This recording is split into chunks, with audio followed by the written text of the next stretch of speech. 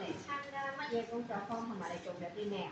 我參加了據說類，在參加這個據說類嘅。係乜嘢朱古力啊？叫乜名啊？朱古力杜拜朱古力。好，咁我想問下你覺得今日上杜拜朱古力工作坊啦，咁又可以同媽咪一齊整啦，開唔開心？同埋你覺得學到啲咩？好開心，學到點整嗰個朱古力嗰個嘢啦，我自己本人。咁我又問下你啦，你啱啱話你大個咧想做主播喎，聽媽咪講係咪啊？